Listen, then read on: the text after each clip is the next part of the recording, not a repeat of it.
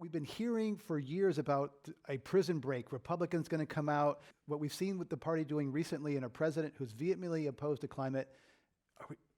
Is that realistic to think that it's going to happen in 2021? 2020? Not while this president's in office. I've also testified on the Hill. I agree with what Dan has said. There are Republicans in Congress that it's not sort of, well, I totally understand the science now. I'm all with it. I just got caught up.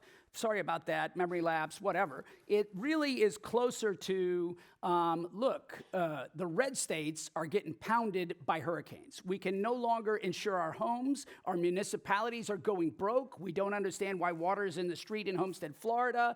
And we are out of reasons to protect the oil industry to figure out what to do because our votes are at count. So there's nothing that motivates in D.C. like fear. And fear is hitting the Hill because except for Californian fires, almost every other immediate impact of climate change is happening in a red state. And suburban districts who are key to the electoral strategy. Absolutely. And so that I separate that from the question of executive and administrative leadership.